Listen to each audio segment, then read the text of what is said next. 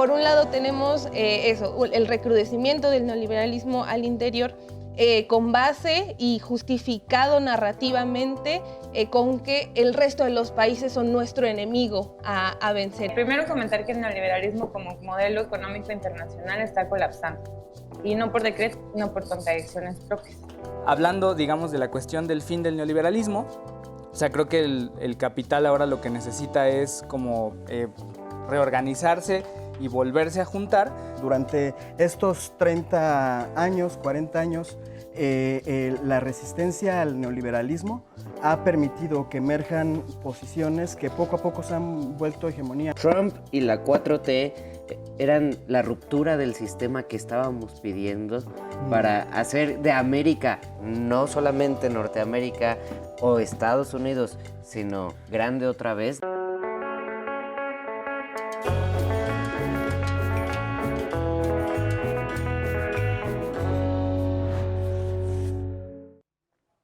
Bienvenidas y bienvenidos a El Desfiladero, un programa donde conversamos de los temas más variados, intentando presentar distintas posturas de jóvenes conocidos y por conocer. Yo soy Ezra Alcázar y me acompaña en la conducción y el análisis Eder Guevara. Querido, buenos días a todas y todos. El tema de hoy, la 4T, Trump y el fin del neoliberalismo. Pues el pasado 2 de abril se convirtió en una nueva independencia para Estados Unidos, la independencia económica respecto a otros países, o al menos así lo anunció el presidente Donald Trump en el llamado Día de la Liberación.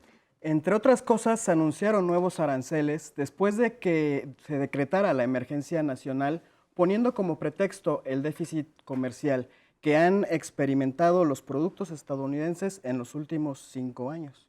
40% ni más ni menos. Y tan solo en 2024 el déficit fue de 1.2 billones de dólares. Trump tiene la intención de reequilibrar los flujos comerciales globales mediante la imposición de estos aranceles generalizados que, sin embargo, no fueron tan universales. Así es, mientras que a algunos países como Vietnam se les impuso una alcabala de 46%, a otros países como México y Canadá no se nos impusieron aranceles y solo se impusieron algunos aranceles a productos que quedan fuera del TEMEC. Esto puede deberse a la buena relación que hay entre ambos países y la cooperación y el mutuo respeto que tenemos, como bien dijo la presidenta Claudia Sheinbaum. Sin embargo, los aranceles siguen funcionando como palanca de presión para que México y Canadá libren malabares a ciertas exigencias de Estados Unidos relacionadas con la inmigración o el trasiego de drogas en las fronteras. Mientras tanto, México sigue llevando acciones para lo que parece ser un reacomodo económico mundial. La presidenta anunció 18 programas y acciones para fortalecer la economía nacional con el Plan México, entre ellas la de aumentar la soberanía alimentaria, la investigación científica y robustecer la industria automovilística. Aranceles, proteccionismo, guerra comercial, reconfiguración de los acuerdos nacionales. ¿Será que estamos viviendo el final de la globalización neoliberal?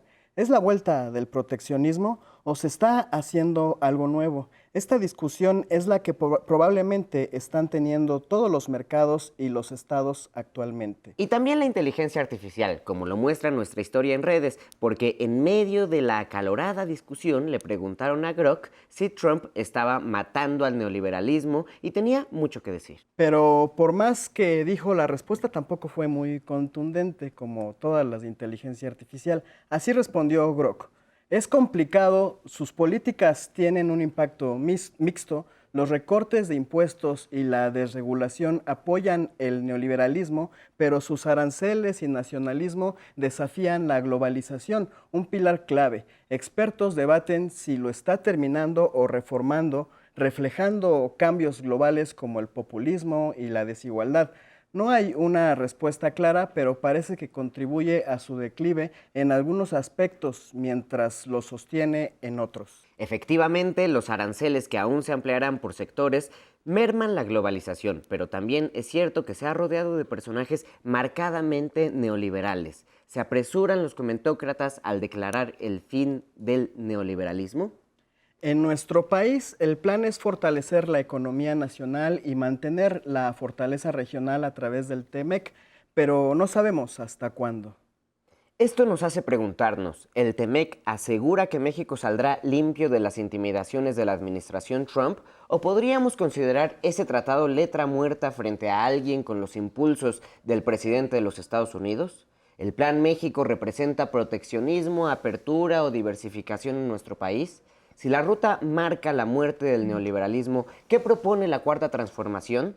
En el zigzagueo de las naciones, el proyecto de la 4T y México se inclina a la izquierda, a la derecha o se centra. Para discutir este tema, hoy nos acompañan Jimena Molina, concejala de la Magdalena Contreras. Hola, Jimena. Hola, gracias por la invitación. Emiliano Roldán, filósofo enfocado en la economía política. Hola, Emiliano. ¿Qué onda? Y en la llamada entrante, desde Hermosillo, Sonora, nos acompaña Sabina Cabral, directora de Pensadero. Hola, Sabina. Hola, buenos días. Bueno, muchas gracias por la invitación. Muchas gracias. Compañeros, muchas gracias por estar acá. Y no sé, a mí me interesa mucho este inicio o esta postura que tenemos de la muerte del neoliberalismo, ¿no? Y me gustaría empezar por allí preguntándote, Jimé, ¿qué es eso del neoliberalismo? Creo que, no sé, como hemos vivido tantos años metidos en eso, es muy difícil identificar. Es como cuando antes se hablaba de la democracia. Como creíamos que ya vivíamos en ella, pues no era importante discutirla. ¿Qué es eso del neoliberalismo? ¿Y Mira, por qué podría ser malo? Bueno, me parece perfecto que empecemos con esa pregunta para quienes no tienen como tanta claridad, ¿no? Yo diría que el neoliberalismo es, a grandes rasgos, dos cosas. Un modelo económico y también una apuesta cultural. Okay. De modelo económico diría que algunos de sus principios básicos giran en torno a la reducción del Estado por considerarlo ineficiente, principalmente, y en tanto que debe haber una forma de garantizar una serie de derechos, digamos, por ejemplo, el derecho a la salud. Alguien tiene que ser responsable de abastecer a la población esos servicios para garantizar derechos. En el neoliberalismo dice, en tanto que el Estado no funciona para hacer eso, entonces quien tiene que asumir esa carga o esa responsabilidad, pues es los privados. En gran medida, pues la iniciativa privada. Y por eso, cuando hablamos del desmantelamiento del Estado por el neoliberalismo, nos referimos a eso, a que se le quitan atribuciones en términos de abastecer, por ejemplo, salud, para que lo hagan las empresas. ¿Cuál es uno de los grandes problemas y por qué Andrés Manuel López Obrador decía una y otra vez que el neoliberalismo es en sí mismo corrupto? Pues tiene que ver con que si entendemos la corrupción como el uso de recursos públicos para enriquecimiento privado, entonces estamos hablando de que el neoliberalismo, en tanto que desmantela lo público y el abastecimiento de servicios queda en manos de empresas privadas, esa iniciativa privada por naturaleza lo que busca es rendimientos propios, ¿no? Generar dinero para sí mismo. Entonces, ¿qué es lo que sucede? Que desmantelas el Estado y se enriquecen unas cuantas personas. Entonces, digamos que a grandes rasgos eso es el neoliberalismo como modelo económico. Y parte de esto, en el marco de la discusión, ha sido la globalización, ¿no? Es decir, estamos hablando de, de desmantelamiento del Estado y también de unas economías cada vez más conectadas unas con otras en todo el mundo. ¿Qué es lo que ha sucedido? Pues que algunas economías muy grandes como Estados Unidos son las que han acaparado mucho y muchas otras economías pues terminan girando y dependiendo de esa gran economía. Y en términos culturales, pues hablamos de una exacerbación del individualismo. Y lo voy a dejar hasta aquí para que sigamos discutiendo. Ok. ¿Coincides con esta visión que tiene Jime, que nos plantea sobre el neoliberalismo, sobre todo en esta línea de la destrucción que está llevando a cabo Trump de este modelo? Sí, yo coincido casi en todo. Solo agregaría que quizá lo importante, digamos, es buscar la razón por la cual el neoliberalismo actúa como actúa, ¿no? O sea, todo lo que dijo Jime, yo estoy de acuerdo, lo hace, pero ¿por qué lo hace? Y creo que lo importante es que el neoliberalismo lo hace por una cuestión de beneficios, ¿no? O sea, el neoliberalismo abre la globalización porque lo que busca es precisamente aumentar la tasa de ganancia, aumentar la tasa de explotación, ¿no? Y lo hace buscando donde la producción es mucho más barata en todos los sentidos, ¿no? Tanto en pago de salarios como en pago de los medios de producción como en materias primas, y por eso es que la economía parece como que se dispersa, ¿no? Pareciera que se hacen como, o sea, los carros, por ejemplo, se producen en México, pero las piezas se producen en Brasil y se venden en Estados Unidos, en la Unión Europea. Es por una cuestión de beneficios. Hablando, digamos, de la cuestión del fin del neoliberalismo, o sea, creo que el capital ahora lo que necesita es como reorganizarse y volverse a juntar, porque en efecto, y este es el gran tema de los aranceles, yo creo, ya no está resultando esta organización del mundo, ¿no? Lo que es necesario ahora es que las industrias, es que los países se reindustrialicen, es que digámoslo así, el neoliberalismo supere esta crisis que viene arrastrando desde 2008, y para hacerlo tiene que cambiar de patrón de acumulación, ¿no? de forma en la que organiza la producción de la riqueza. Yo creo que por eso son los aranceles, yo creo que por eso sí estamos viviendo el fin del neoliberalismo. A lo mejor no es un decreto, o sea, no es una cuestión de que alguien dijo así como de, ay, ya no me gustó el neoliberalismo y bye, ¿no? No, es una cuestión de necesidad, y por eso los aranceles son una forma de Trump, a mi parecer, ¿no? De llamar a las empresas y a las industrias a reubicar su producción, cosa que también está haciendo México, pero ahí lo interesante es la diferencia, ¿no? O sea, no lo estamos haciendo por la misma vía que Trump. Hay una forma de hacerlo de izquierda y una forma de hacerlo de derecha, ¿no? Yo creo. ¿Cómo cuál? Yo creo que la cuestión es que Trump va a relocalizar las empresas, por ejemplo, pero no está haciendo nada en beneficio de su población ni del pueblo, ¿no? O sea, Pero él dice que lo hace para eso. él dice que lo hace para eso, y van a haber empleos en Estados ¿Pero Unidos por muy qué seguramente. decimos que no? ¿Por qué decimos que no? Porque a diferencia del modelo trumpista, ¿no? Que tiene en su centro, de nuevo, la acumulación de capital, creo que la Cuarta Transformación al menos plantea muy claramente, a través de un proyecto que se llama Humanismo Mexicano, que el centro está precisamente en el bienestar, en generar las condiciones de felicidad para el pueblo mexicano. ¿Y cuáles son esas condiciones de felicidad? Pues que todo el mundo tenga así asegurados los derechos humanos, ¿no? Que tengas dónde vivir, que tengas dónde comer, que tengas, etcétera, etcétera, ¿no? O sea, que se asegure la existencia de un bien vivir, pues. O sea, Digamos, Trump no lo ha expresado de esa forma y no tiene... Sí lo ha expresado. Bueno, tampoco México tiene lo que es el humanismo mexicano, pero digamos, él dice que quiere un mejor futuro para su América. O sea, el que no lo tenga escrito toda esa, digamos, ¿significa que no existe? Yo creo que más bien, o sea, él va a decir que tiene que quiere el mejor futuro para América, pero en realidad, o sea, lo que queda muy claro es que está trabajando para las empresas, ¿no? Veamos de quién se está rodeando. O sea, él está trabajando para que el capital supere la crisis, se relocalice y pueda seguir produciendo y acumulando riqueza, y eso lo tiene que hacer dentro de sus propias fronteras, ¿no?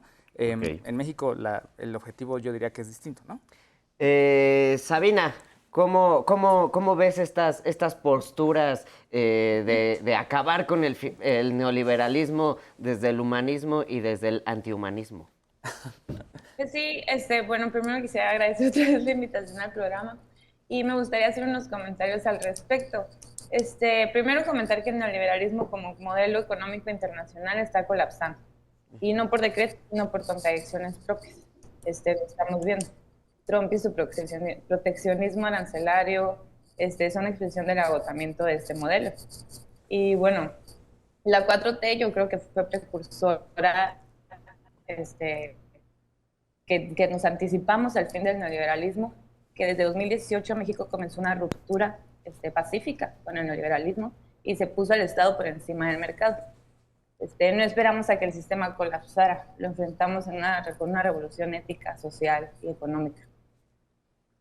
¿Qué más agregar? Yo creo que, bueno, ya sabemos lo que es el neoliberalismo y a quiénes beneficia, a quiénes les conviene el neoliberalismo. Pues yo diría que si tu país tiene compañías grandes, te conviene porque así tus empresas pueden invadir los mercados de otros países, que es lo que hizo Estados Unidos después de la Segunda Guerra Mundial.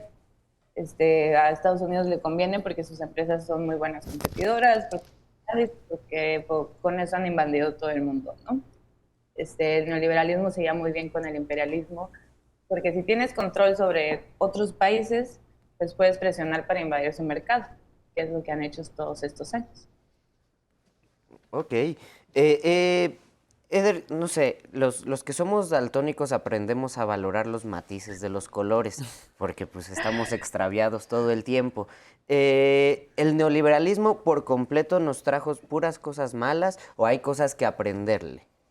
Yo creo que los procesos sociales que se han dado dentro del proceso neoliberal han arrojado muchos elementos que son más bien conquistas de luchas sociales. Durante estos 30 años, 40 años, la resistencia al neoliberalismo ha permitido que emerjan posiciones que poco a poco se han vuelto hegemonía. Hoy, al menos en el mundo occidental, es incuestionable el avance de la agenda feminista, por ejemplo.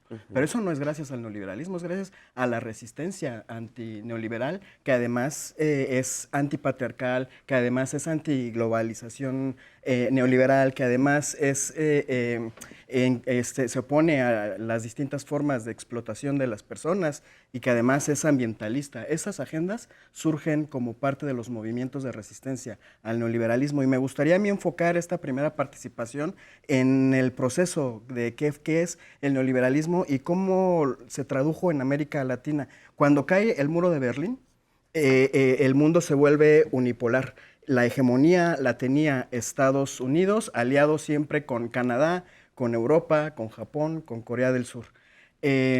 Durante ese periodo, la élite política que tenía el control, sobre todo norteamericana, inglesa, determinaron que el modelo que seguía económico era este de la globalización neoliberal. ¿Qué significa y cómo se traduce para América Latina y el Caribe? Pues en la imposición de una política pública que implicaba, como decía Jimé, el debilitamiento a lo más posible de los estados-nación.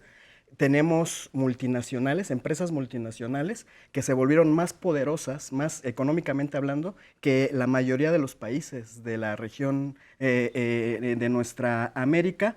Y además vino la imposición de las sugerencias del Banco Mundial, del Fondo Monetario Internacional. Un ejemplo muy concreto fue lo que vimos aquí en el Pacto por México. Ya muy pocas personas se acuerdan, pero la reforma energética que aprobó el Pacto por México, Peña Nieto y el PRIAN, fue redactada por la oficina de Hillary Clinton, que era vicepresidenta no es cierto, era secretaria de Estado en ese momento de Estados Unidos. Ella fue la que entregó la reforma entreguista y privatizadora de Enrique Peña Nieto, que fue la que nos debilitó la paraestatal. Entonces, esa lógica económica es la que fue derrotada, pero ojo, ha sido derrotada en cada uno de los países del mundo occidental por los movimientos populares. El pueblo es el que está derrotando el neoliberalismo, pero lo derrota con lo que tiene a la mano. Aquí en México, por suerte, fue con un movimiento popular como el que representa la Cuarta Transformación, pero en Estados Unidos los neoliberales fueron derrotados por un grupo oligárquico, que si son oligárquicos son empresarios, no son de izquierda, no son progresistas y no les interesa el buen vivir, pero están en contra del proyecto neoliberal. Ojo, porque ahí hay un primer paradigma que me interesa mucho que se cuestione. Quien crea que el neoliberalismo solo podía ser derrotado por una fuerza anticapitalista está equivocado. Ahora mismo estamos viendo una vuelta de tuerca, pero a la derecha, porque es Donald Trump y su grupo oligárquico quienes están desmantelando el proyecto neoliberal. Eso me interesa mucho porque justamente parece que se pinta así y toda la parte de las masas y de los movimientos sociales queda desvanecida, siento, ¿no? Y no sé, al menos desde el punto de vista mexicano, nada más vemos al Estado, como si el pueblo, digamos, queda como un agregado, un añadido. Pero ahorita volvemos con eso. Vamos ahora a una entrevista con Jesús López Almejo, doctor en Ciencias Sociales, especialista en Relaciones Internacionales.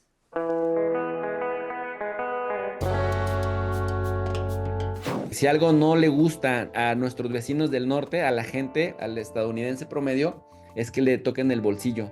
Y estas medidas, por supuesto que lo harán. Soy Jesús López Almejo, doctor en Ciencias Sociales con especialidad en Relaciones Internacionales, maestro en Relaciones Internacionales y actualmente miembro del Sistema Nacional de Investigadores en el nivel 1 del CONACYT. Trump dice, no, necesitamos un Estado más fuerte, necesitamos un Estado que se imponga y la manera de imponerse es a partir de los aranceles. Pero, Paul, esto es desafiar a un paradigma que ha mostrado su decadencia, que Estados Unidos hizo lo que hizo y se convirtió en lo que se convirtió porque llegó a organizar guerras y a derrocar gobiernos que se oponían justamente a implementar enfoques neoliberales. es decir, a reducir el papel del Estado, a dejar en manos de particulares los servicios públicos. Y ahora Donald Trump dice, bueno, pues esa dinámica ya no nos conviene, ya no nos favorece, y sataniza a todos aquellos que le vendían más productos a Estados Unidos de lo que Estados Unidos les podía vender a los otros. Trump está aceptando que el país como tal tenga pérdidas multimillonarias a cambio de él y su grupo en el poder pueden concentrar poder fáctico, poder absoluto. Algo como lo que hizo Hitler en los años 30. Sacrificas lo económico, sacrificas lo financiero para que a cambio tengas el poder casi absoluto, con un Congreso que está, en lugar de fungir como el equilibrio de poderes, está pasmado. O sea, ha sido todo tan rápido que no han tenido capacidad para reaccionar. Ya puso a temblar a los empresarios de su propio país, puso a temblar a sus gobiernos aliados en América Latina y también en Europa. Y pues ha despertado las alertas en países como China, que es un competidor, de hecho es el competidor por excelencia. Te imponen a través de los ejércitos, te imponen a través de las armas un sistema económico, sino con la amenaza de invadirte o de sabotearte. Y cuando otros gobernantes del mismo país comulgaban con ese enfoque, y después esa fue la causa de que perdieran abrumadoramente en las elecciones, paulatinamente, si te imponen una estructura jurídica de la que depende mucho dinero, de la que puede depender incluso la estabilidad económica, comercial, financiera de tu país, la respetas, pero luego si quien te la impuso te quiere imponer otra cosa totalmente distinta, pues tú tienes que apegarte al instrumento jurídico que ya tienes, que en este caso es el tratado. México está defendiendo en este gobierno es respeta el tratado comercial, respeta lo que nos costó 3 décadas ir construyendo, negociaciones, creación de instrumentos jurídicos propios del mismo, mecanismos para resolver disputas dentro del propio tratado, pero también dentro de la Organización Mundial del Comercio. Esto, por ejemplo, que pareciera contradictorio de Vietnam, de China o de México, de decir, oye, pero ¿por qué se aferran al libre mercado? Pues no que eran críticos. No, están aferrándose a que se respete lo que ya está por escrito y que tiene rango legal. Este proceso de volver a las manufacturas desde Estados Unidos, lo único que te prueba es que Estados Unidos pues no es un socio confiable, nunca lo ha sido, pero se tiene que lidiar con él. A nosotros pues también escaseo de productos y encarecimiento de los que haya. Ralentización de las cosas. Si Estados Unidos cae, somos parte de su zona de influencia, y el 85% de las exportaciones mexicanas van a Estados Unidos. Si te deja de comprar el principal comprador, porque va a haber una contracción económica en Estados Unidos antes de que se termine 2025, pues eso obviamente va a obligar a México a 3 cosas: a redistribuir el producto que se produce en México, ya sea en el mercado interno nacional o a buscar otros destinos en el extranjero para sus exportaciones. Vamos a necesitar voltear también hacia otros proveedores para que desde allá se sustituyan cosas que Estados Unidos pues nos encarezca. México tiene que apostar por capacitar mejor a su capital humano para ser capaces de producir tecnología vanguardista, porque si no es así, vamos a estar dependiendo de nuestro vecino, que ya demostró que es muy poco confiable. Esta barrera arancelaria que Trump está imponiendo en el resto del mundo, pues hará que los estadounidenses, el consumo interno estadounidense, pues prefiera lo hecho en México. Y ahí se va a mostrar que lo hecho en México está bien hecho. Sigan a Jesús López en su canal, que es Tu Profe de RI. Es un académico muy serio, diario hace un en vivo y podemos no estar del todo de acuerdo con su postura, pero da tantas fuentes y tantos elementos que nos permite crearnos un criterio propio. Jimé, ahorita decía Ezra sobre el rol de los movimientos populares. Yo veo en México que, como pocos momentos de nuestra historia, hay una ebullición de participación popular, pero veo también que en Estados Unidos este discurso y la batalla cultural contra lo woke es el pretexto para avasallar todas las agendas sociales. En México, por ejemplo, ayer, sin que hubiera mucho ruido, sin que hubiera mucho problema, avanzó la agenda de despenalización del aborto en Yucatán. Eso ahorita no va a ser posible verlo en Estados Unidos. ¿Cómo percibes tú este viraje que se está dando del sistema mundo? ¿De verdad se está moviendo el sistema? ¿Hacia dónde ves que se está moviendo? Yo ahorita que escuchábamos al profe de RI, estaba pensando en que creo que hay dos niveles de análisis para discutir, y ahorita voy a lo de los movimientos sociales. Sí. O sea, creo que hay dos niveles de análisis para entender en términos de Trump qué está pasando con el neoliberalismo. Y uno es a lo interno de Estados Unidos, digamos, y otro la relación de Estados Unidos hacia afuera y lo que están haciendo el resto de los países, ¿no? Yo creo que al interior de Estados Unidos, Donald Trump está recrudeciendo el neoliberalismo, porque a quienes está otorgando mucho más poder y mucho más influencia, pues es a un conjunto de oligarcas económicos, ¿no? Es decir, se sigue haciendo pequeño y más pequeño el Estado. ¿Y qué es lo que sucede a lo externo? A lo externo estamos hablando de estas medidas proteccionistas a lo interior, ¿no? De combatir, digamos, estas economías tan conectadas con otros países bajo el pretexto de que Estados Unidos les compra demasiado a otros países, ¿no? Entonces, por un lado tenemos el recrudecimiento del neoliberalismo al interior, con base y justificado narrativamente con que el resto de los países son nuestro enemigo a vencer y ellos son el problema. Y por lo tanto, aquí tenemos que ser mucho más duros con nuestras propias políticas a lo exterior. Entonces, creo que ahorita que hablemos, o que estamos hablando de qué onda con el neoliberalismo, creo que hay que tener siempre esas dos perspectivas de análisis. ¿Qué dice Trump y qué está reforzando narrativamente al interior y qué es lo que está sucediendo hacia afuera y cómo esto que está haciendo al interior lo justifica con esta batalla externa, ¿no? ¿Qué es lo que creo también en términos de los movimientos sociales, solo para cerrar y responder a la pregunta? Creo que lo que ha sucedido, lo que sucedió con el neoliberalismo es que muchas luchas se atomizaron. Y entonces dejamos de tener grandes movimientos sociales, como sí lo fue la Cuarta Transformación, que es un movimiento que conjuntó muchos movimientos sociales, muchas demandas comunes entre la población, y lo que ha sucedido fue que estas pequeñas batallas y estas identidades diseminadas dejaron de hacerle sentido a un conjunto de población mucho más grande, ¿no?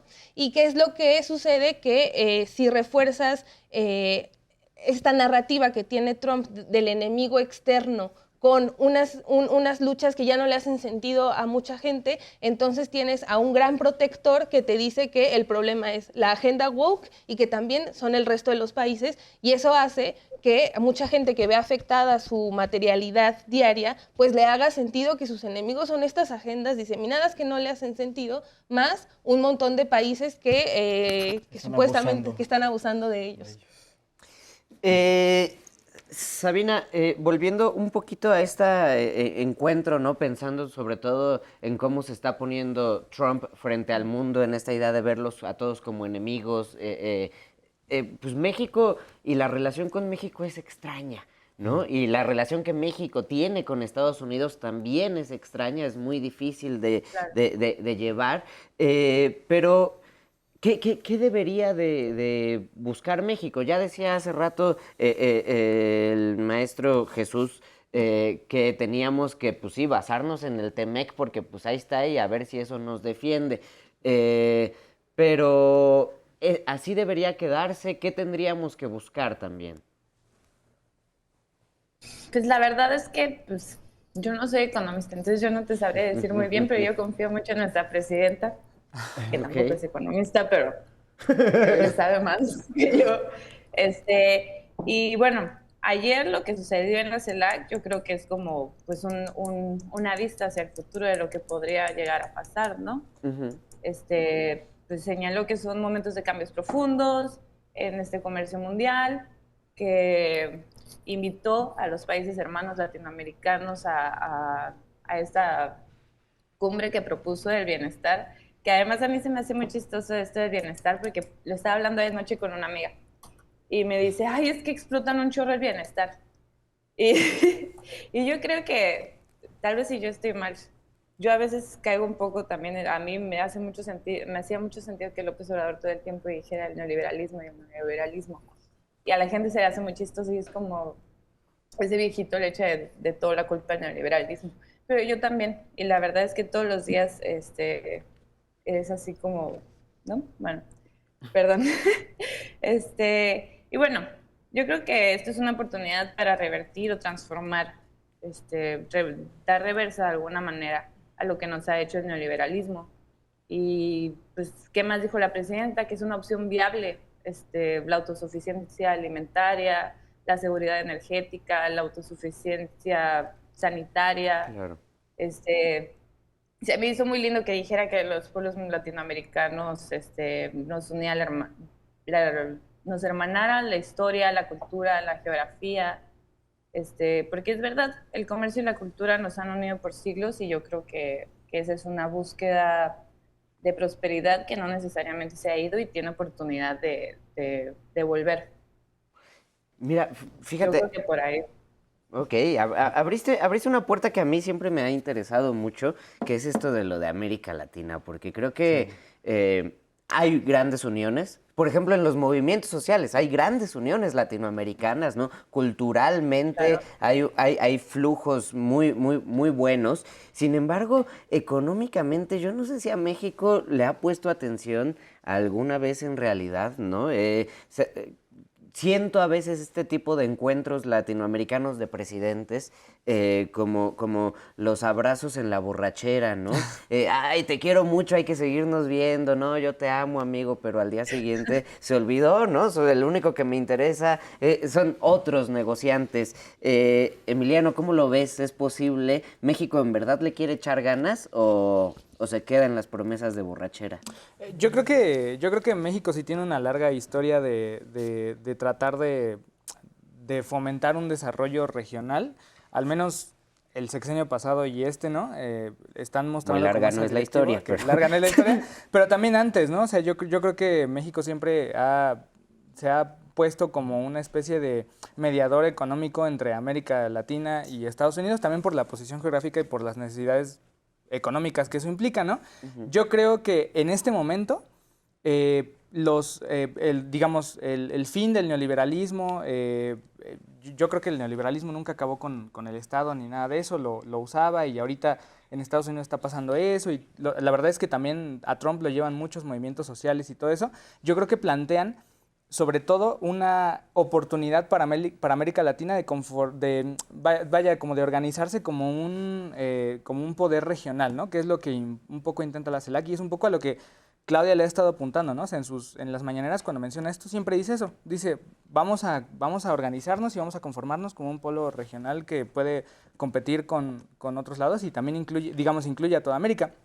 Creo que esa es un poco también la tirada desde otro punto de vista de Estados Unidos, obviamente desde un punto de vista mucho más imperialista, ¿no? De usar América Latina como digamos, sí, para su beneficio, no para cooperación.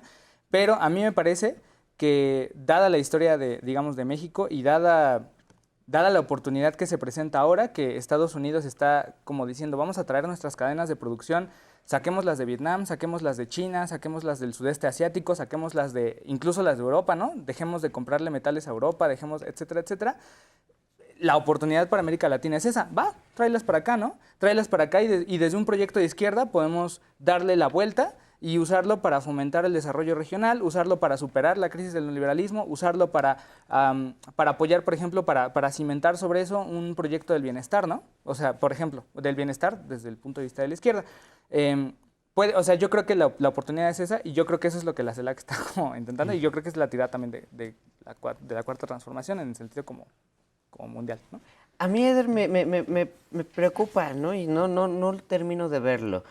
México puede tomar una decisión, o sea, puede definirse o simplemente ante este terrible movimiento y su dependencia con Estados Unidos solamente le queda estar como venadito lampareado. No, yo no creo que ni el presidente López Obrador ni la presidenta Sheinbaum se hayan comportado como venaditos lampareados frente a Donald Trump. De hecho, el hecho de que ellos representen un proyecto de nación propio, que además tiene el consenso del pueblo, de la mayoría del pueblo mexicano, que además ese proyecto ha demostrado su eficacia. En 6 años del presidente López Obrador se construyó infraestructura y condiciones de posibilidad que generaron que antes de AMLO en el mundo solo se hablaba de la violencia. A partir de que llega AMLO se habla del nearshoring. Hoy con la presidenta se habla del Plan México en el mundo. O sea, me parece que justo el secreto de una buena relación de México con Estados Unidos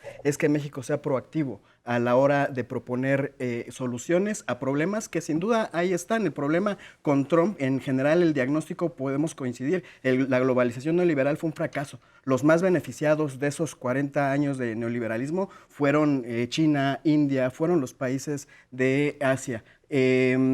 Otro de los elementos, la industrialización, más bien la desindustrialización de los países occidentales, por supuesto que minó las capacidades productivas de estos países. En eso coincidimos plenamente con Trump. En donde ya no coincidimos es en el qué hacer. Pongo 2 ejemplos muy rápido y muy concreto. Algo que sucedió tras la llegada de Donald Trump, apenas llegó Donald Trump y Estados Unidos cambió de bando en la guerra de Ucrania. ¿Se acuerdan ustedes cómo se pelearon ahí en la Casa Blanca Zelensky y Donald Trump? Bueno, a partir de ese momento, Donald Trump y Elon Musk dejaron completamente a ciegas al ejército ucraniano. En una semana, Rusia les ocupó todos los territorios que Ucrania había invadido del territorio ruso durante esta guerra y avanzó en los territorios que le interesan a Rusia, que eran de Ucrania y ahora ya le pertenecen por completo a Rusia. Estados Unidos se puso del lado de Rusia en la guerra de Ucrania a partir de la llegada de Donald Trump. ¿Y eso qué significa? Entre muchas cosas, significa que al menos en ese tema lograron alinearse los intereses del actual gobierno de Estados Unidos y del gobierno de China.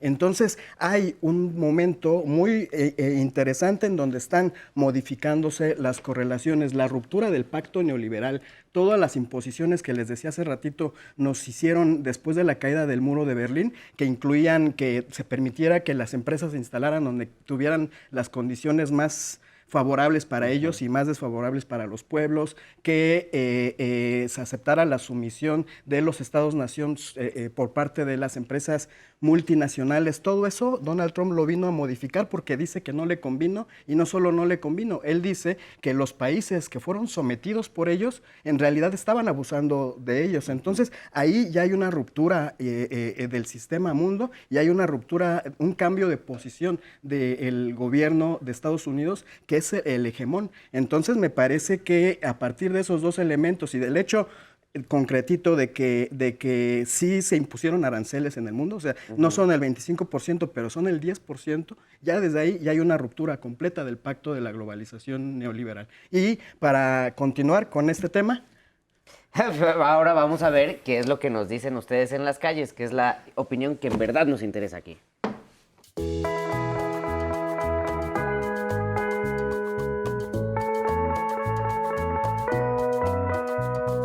Está haciendo que se apresure el proceso neoliberal, pasando también a ser una dinámica fascista. Sí, está acabando con todo el mundo. Quiere más bien como extremar muchas de las ideas del neoliberalismo más que erradicarla. Si uno puede llegar a pensarlo como en temas de libre comercio, pues claro que ahí está pues un ataque directo, ¿no? O sea, la idea es que las empresas se vayan a Estados Unidos. No hay forma en que él lo está acabando, y más con el tema de justo de la imposición como de aranceles y como todo eso. O sea, él sigue esperando que todo el comercio caiga en Estados Unidos, pero comercio externo, pero bajo sus condiciones. Simplemente está cambiando las condiciones del neoliberalismo, pero no está acabando de él. Como tal, no está acabando con el neoliberalismo, pero la decisión que tomó de ponerle aranceles a todo el mundo sí atenta contra uno de los principios fundamentales del neoliberalismo, que es el libre mercado. No creo que esté acabando con el neoliberalismo, creo que es uno de los principales, como pues sí podría decirse que formas que se pueden ver como simbólicas del neoliberalismo, en relación también con la política y la economía exterior, o sea, como en otros países. Donald Trump quiere, digamos, hacer todavía un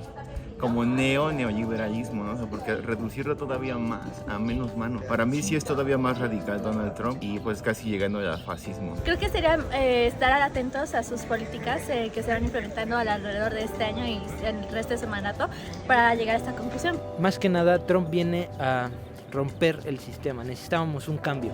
Pues yo creo que no, que más bien se trata de una oligarquía, porque pues Donald Trump pertenece a una clase dominante con un poder económico. Yo digo que sí, pero no sé, el güey tiene un pensamiento como bajo esta idea del sueño americano de antaño, ¿no? Va de hacer América grande otra vez. Quiere hacer América grande otra vez, pero ¿de qué forma y a costa de qué, Sabina? ¿Qué crees tú que provoquen estos movimientos, estos manotazos que está dando Trump? De entrada, China sigue firme en que no se van a amilanar y van a mantener el mismo tono de la conversación que ponga los Estados Unidos. ¿Qué consecuencias ves tú de todo este movimiento que está haciendo Trump? La verdad es que no te sabría decir. O sea, es que para mí es impredecible Trump. Y en algunos momentos yo lo veo así como, digo, desde la administración pasada que tuvo y que lo veía con López Obrador, pues se me hace hasta un payaso que de repente es inofensivo y entonces yo tampoco, pues, no sé, como que no me puedo imaginar qué puede suceder porque la verdad es que el mundo yo ahorita lo veo así como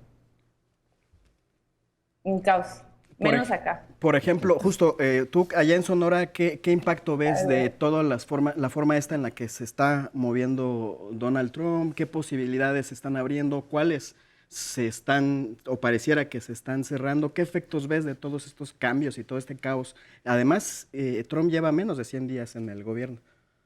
Es que yo te voy a decir algo, y no sé si esté mal, a mí me emociona un poco este momento, porque siento que es como de esta ruptura que yo tengo años esperando con Estados Unidos, y que supongo que todo el mundo, porque ¿cómo es la frase esta de México? México tan cerca de Dios. Tan lejos de Dios, y cerca de Estados Unidos. Totalmente. Y de hecho, bueno, tal vez de aquí lo podamos meter esto que me gustaría a mí decir.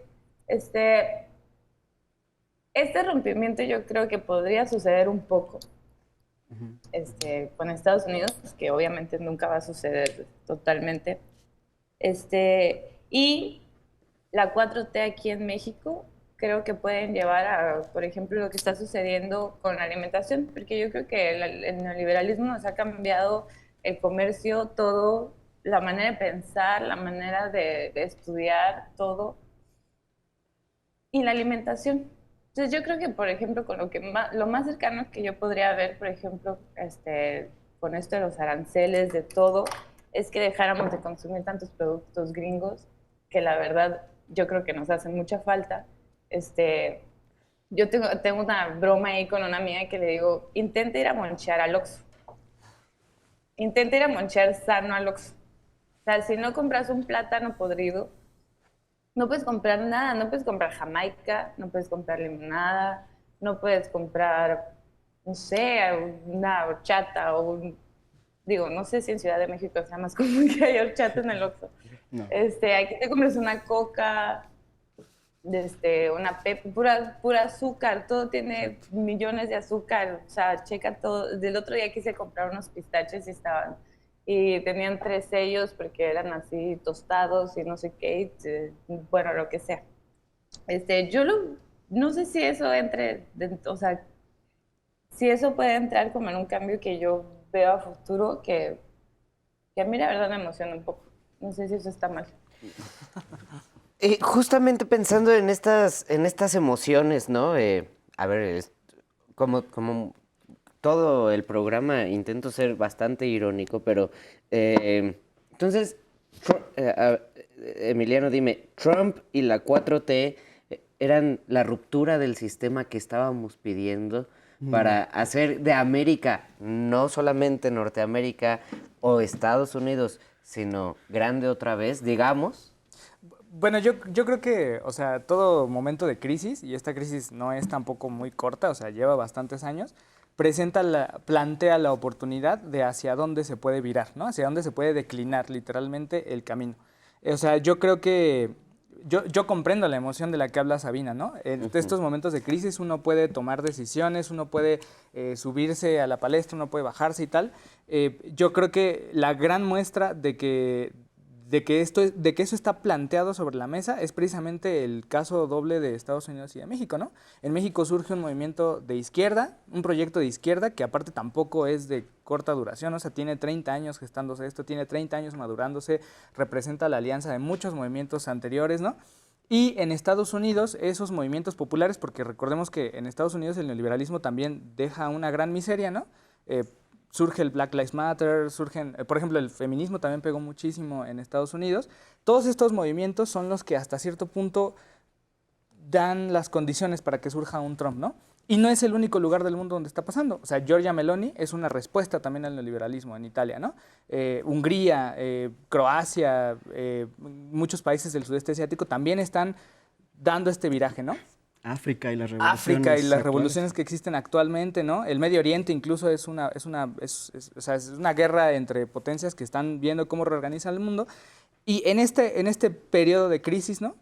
Esta oportunidad que se plantea nos deja la cuestión de cómo vamos a resolver toda la crisis que el neoliberalismo dejó, que no creo que haya sido inútil tampoco. O sea, creo que el neoliberalismo dio lo que tenía que dar de sí, ¿no? Los ricos se hicieron más ricos, ciertas empresas crecieron, hay incomodidades, ¿no? O sea, ahorita los mercados están cayendo no porque realmente estén cayendo, sino porque están diciendo así como, ay, espérate, ¿cómo que me tengo que regresar? Las mudanzas son incómodas y todo eso. Bueno, todas estas condiciones críticas que parecieran ser caóticas, en realidad son parte de esta reorganización del mundo. Creo que Trump lo tiene muy claro, creo que no es ningún loco, ¿no? Creo que él lo tiene claro y creo que él está decidiendo hacia dónde va a virar Estados Unidos. En México, me parece a mí que también lo tenemos claro, ¿no? Y el proyecto a lo mejor es un poco más honesto, yo creo, porque dijo desde un principio, desde 2018, dijo a qué íbamos a ir y eso es en lo que se está trabajando.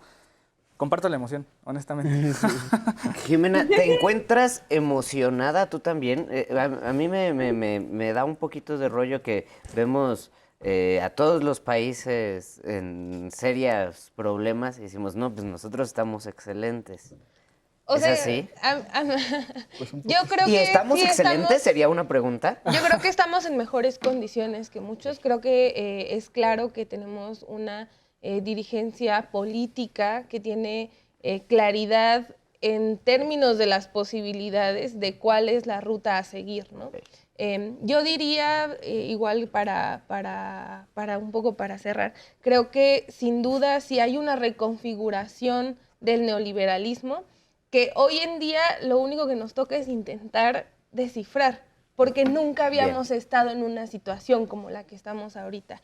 Creo que lo que está haciendo Donald Trump es alimentar una incertidumbre jurídica y comercial para con todo el mundo, que creo que eso va a alimentar dos cosas. Uno, que aquí como está pasando en México, las propias naciones y los propios estados decidan cuál es su ruta que los protege en la medida de lo posible de esa incertidumbre. Y creo que hay otra cosa de la que no hemos hablado suficiente y que a mí me parece particularmente valiosa, que es las identidades que se están también reconfigurando. O sea, yo creo que las identidades nacionales se van a fortalecer, ¿no? En términos de cuidarnos a nosotros mismos. Yo creo que las identidades nacionales pueden ser muy sanas y creo que además, pensando en lo que sucedió ayer en el CELAC, creo que también se van a alimentar las identidades regionales, las identidades políticas regionales y creo que eso también es sano. ¿Qué es lo que va a suceder en términos de las economías? Pues no lo sabemos, ¿no? Habrá que ir, por un lado, las dirigencias políticas pues decidiendo qué hacer y por otro, quienes analizamos y quienes estamos medio metidos, pues descifrando qué es lo que está pasando, porque hoy en día estas políticas proteccionistas pues no van a ser iguales a las que hubieron en otras décadas. ¿Por qué? Porque hoy en día tenemos unas economías súper relacionadas, súper imbricadas, que no va a ser fácil entender sus nuevas configuraciones. Entonces, yo lo que diría es que frente a la incertidumbre, México está en buenas condiciones y que habrá que esperar e ir descifrando esta nueva configuración del neoliberalismo. Qué bien, me gustó mucho, me despertaste algo que desde el otro día quería platicar, ¿no? Y que lo traigo mucho en la cabeza, esto de las identidades políticas nacionales. El otro día estaba leyendo una entrevista que sacó el Diplo con Luisa González, la candidata en el Ecuador a la presidencia, y pues como que no queda ni claro de dónde están, ¿no? Y prefieren no pronunciarse, sino mostrarse como un frente amplio. Creo que la 4T, aunque tiene una idea, o el López Obradorismo, una lógica de izquierda, ha buscado también un frente amplio, es muy abierta en eso, ¿no? Y pienso en los dirigentes de América Latina o de América. Creo que Trump no se identifica en ningún lugar, ni de derecha ni de izquierda, ¿no? Tal vez... No, él dice abiertamente Trump que es no conservador. tiene ideología. Pero ¿cómo ves estas identidades nacionales? A mí me ver, parece muy políticas, interesante está justo lindo. y el tema de las identidades nacionales y de la ideología. Trump tiene una ideología y la está siguiendo, él es mercantilista.